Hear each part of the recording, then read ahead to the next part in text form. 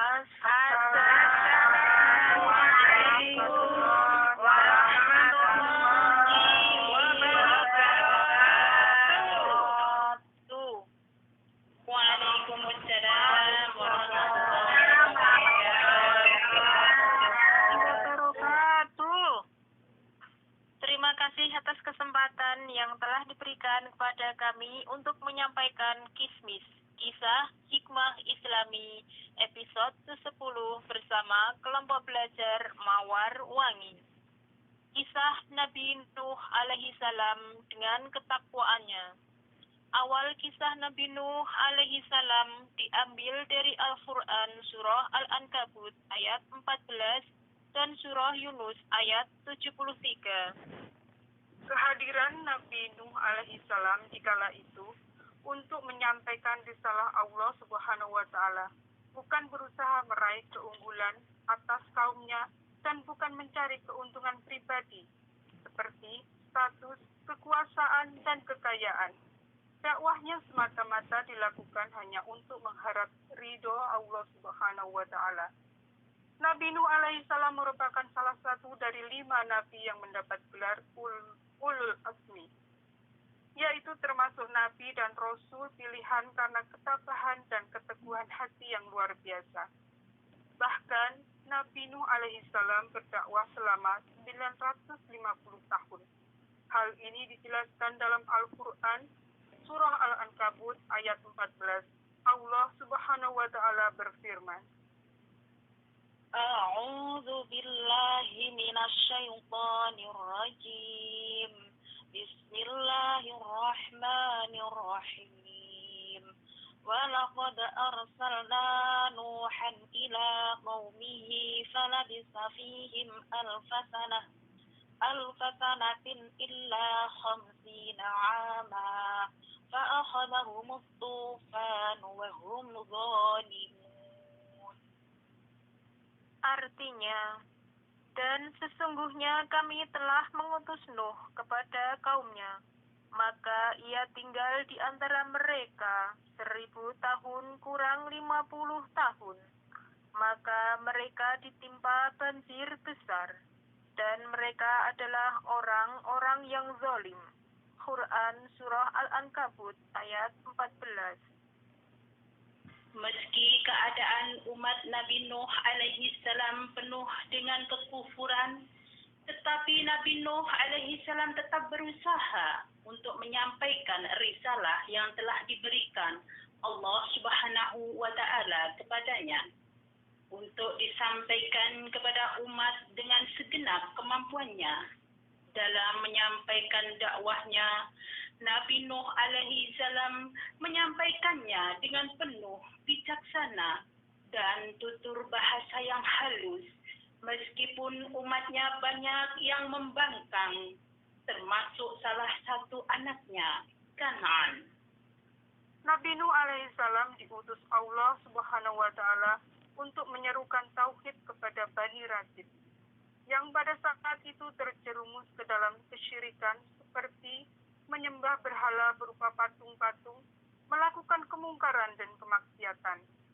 Bani Rasid sendiri awalnya adalah kaum yang beriman kepada Allah Subhanahu wa Ta'ala.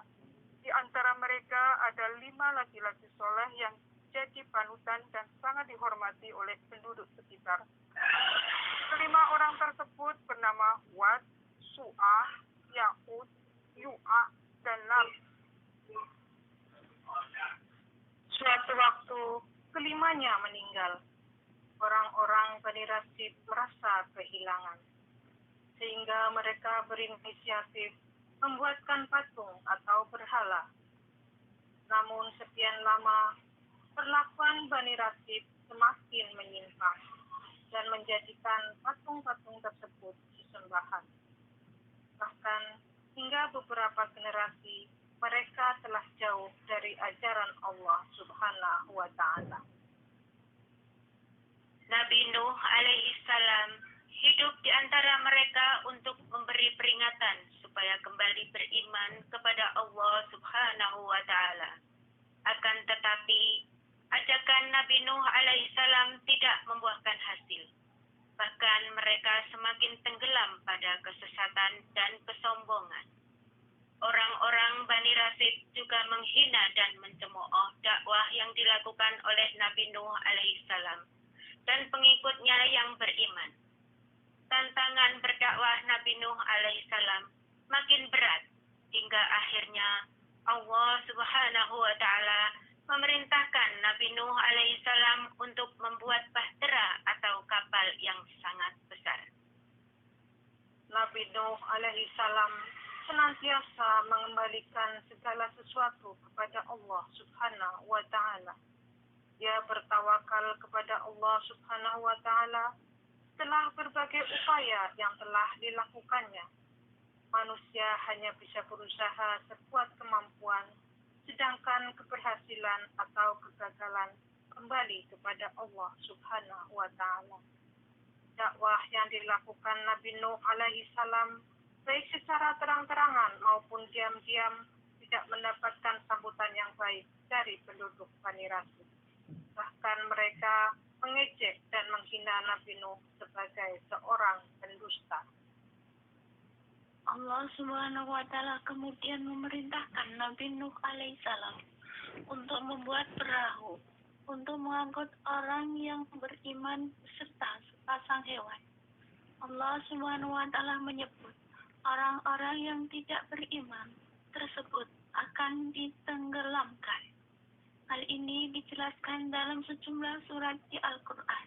Salah satunya dalam surat Yunus ayat 73, di mana Allah Subhanahu wa taala berfirman, A'udzu billahi minasy syaithanir rajim.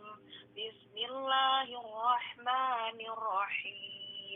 فكذبوه فنجيناه ومن معه في الفلك وجعلناهم خلائف وأغرقنا الذين كذبوا بآياتنا فانظر كيف كان عاقبة المنذرين. Artinya, lalu mereka mendustakan Nuh, maka kami selamatkan dia dan orang-orang yang bersamanya di dalam bahtera. Dan kami jadikan mereka itu pemegang kekuasaan, dan kami tenggelamkan orang-orang yang mendustakan ayat-ayat kami. Maka perhatikanlah bagaimana kesudahan orang-orang yang diberi peringatan itu. Quran Surah Yunus ayat 73. Atas perintah itu, Nabi Nuh alaihissalam mengumpulkan pengikutnya dan bahu-membahu untuk membuat bahtera dari kayu sepanjang hari dalam beberapa tahun. Selama proses pembuatan bahtera, kerja keras Nabi Nuh alaihissalam dan pengikutnya ini juga mendapat cemooh dari orang-orang Bani Rasid yang enggan untuk beriman. Setelah bahtera itu selesai dibuat dan tanda banjir besar bakal datang, Nabi Nuh alaihissalam memerintahkan pengikutnya untuk naik ke kapal. Tak lama kemudian langit semakin mendung, hujan pun turun dengan lebat disertai dengan kilat dan angin kencang. Perlahan air bah pun mulai menenggelamkan daratan, hingga membinasakan penduduk Bani Rasid yang ikut tenggelam dengan kekufuran, termasuk istri dan anaknya yang durhaka. Sebelum peristiwa tersebut terjadi, Nabi Nuh alaihissalam sempat mengajak istri dan putranya yang durhaka untuk naik ke bahtera. Namun mereka menolak. Nabi Nuh alaihissalam pun meminta ampun kepada Allah dan mengikhlaskan keluarganya masuk dalam golongan kafir.